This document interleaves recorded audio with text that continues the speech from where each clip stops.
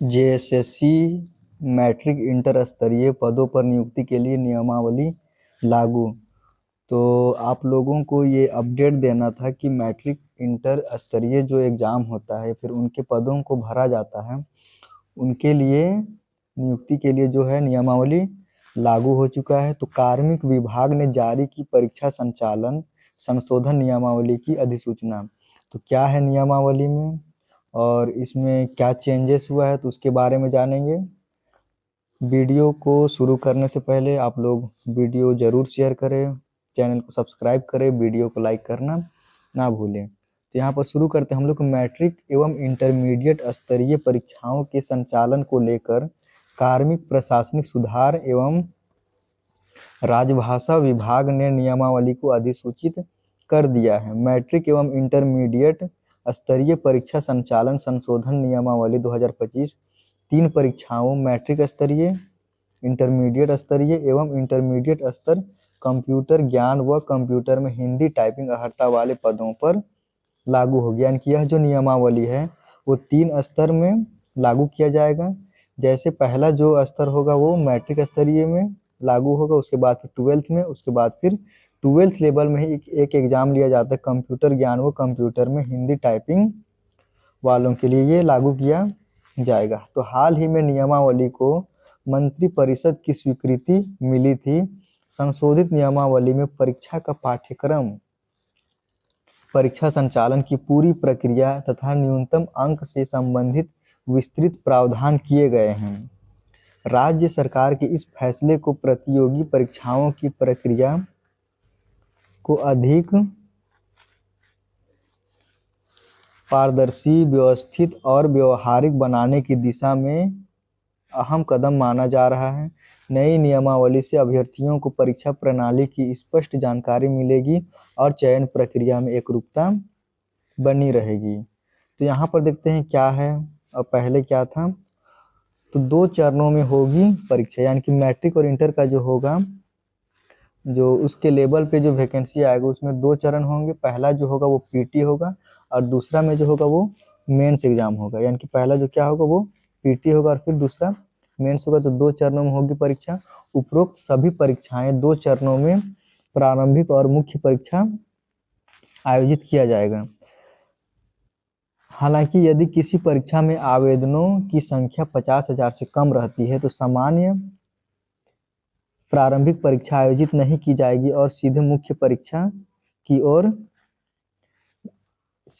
परीक्षा ली जाएगी। वहीं यदि आवेदकों की संख्या 50,000 से अधिक हो तब भी परिस्थितियों के आधार पर सीधे मुख्य परीक्षा कराने का अंतिम निर्णय जो है वो जेएसएससी ले सकेगा। यानी कि पहला जो यहाँ पर चेंज हुआ है, पहले के एग्जाम में मैट्रिक या फिर इंटर स्तरीय उसमें एक ही एग्जाम होता था, यानी कि पीटी एग्जाम होता था। उसके बाद फिर उसी में से मेरिट लिस्ट बनाया जाता था। मेरिट लिस्ट बनाने के बाद नियुक्ति पत्र देके नियुक्ति दिया जाता था। लेकिन इस बार से वैसा नहीं होगा। इस बार ऐसा है कि अगर 50,000 से कोई वैकेंसी आए, उसमें अगर 50,000 से कम स्टूडेंट हैं तो उनका जो है वो पीटी एग्जाम होगा बस। उसके बाद फिर डायरेक्ट बहाली की जाएगी। लेकिन अगर 50,000 से ज़्यादा स्टूडेंट अगर भरते हैं उस फॉर्म को या फिर उस वैकेंसी को तो उसमें एग्ज़ाम जो है वो जेएसएससी के द्वारा निर्धारित किया जाएगा कि पीटी और मेंस दोनों होना चाहिए या फिर मेंस होना चाहिए। लेकिन ज़्यादातर चांस है इसमें कि पीटी और मेंस दोनों होगा, क्योंकि 50,000 से ज़्यादा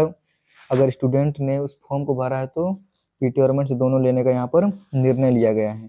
और यहाँ पर दिया हुआ प्रारंभिक परीक्षा का स्वरूप। प्रारंभिक परीक्षा बहुविकल्पीय एमसीक्यू आधारित होगी। परीक्षा 2 घंटे की होगी। यानी कि पहला जो परीक्षा होगा पीटी जो एग्जाम होगा उसमें एग्जाम जो है वो 2 घंटे का होगा। उसके बाद फिर यहाँ पे दिया गया हिंदी एवं अंग्रेजी में ली जाएगी, यानी कि हिंदी और इंग्लिश दोनों भाषा में ली जाएगी।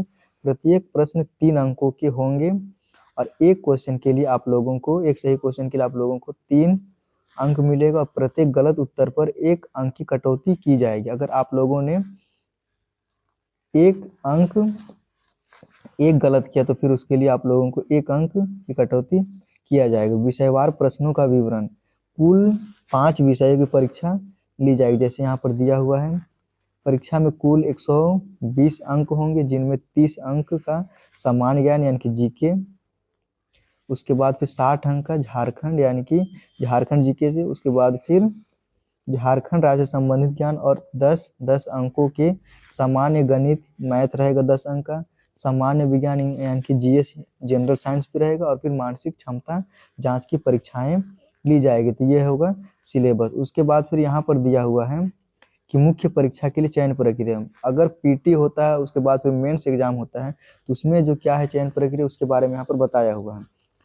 तो यहाँ पर दिया हुआ है कि प्रारंभिक परीक्षा में प्राप्त अंकों के आधार पर जेएसएससी मेधा सूची तैयार करेगा। इसके बाद कुल रिक्तियों के 15 गुना अभ्यर्थियों को मेधा क्रम के अनुसार मुख्य परीक्षा के लिए चयनित किया जाएगा। यानी कि अगर कोई वैकेंसी 100 है तो उसमें 1500 स्टूडेंट को सिलेक्ट किया जाएगा। उसके बाद फिर उसका मुख्य परीक्षा यानी कि मेन एग्जाम लिया जाएगा। यदि किसी आरक्षित कोटे से रिक्तियों की अनुपात में 15 अभ्यर्थी उपलब्ध नहीं होते तो उस कोटे के अतिरिक्त अभ्यर्थियों को भी शामिल किया जाएगा। वहीं अंतिम चयनित अभ्यर्थी के बराबर अंक प्राप्त करने वाले सभी अभ्यर्थियों को भी मुख्य परीक्षा में शामिल होने का अवसर मिलेगा। तो ये है।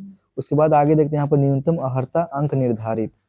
संशोधित नियमावली में प्रारंभिक परीक्षा के लिए न्यूनतम अर्हता अंक भी तय किए गए हैं। अनारक्षित यानी कि जनरल के लिए 40%, ईडब्ल्यूएस के लिए भी 40%, एसटी के लिए 32% और फिर एससी के लिए 32 और फिर महिलाओं के लिए भी यहाँ पर 32% रखा गया है।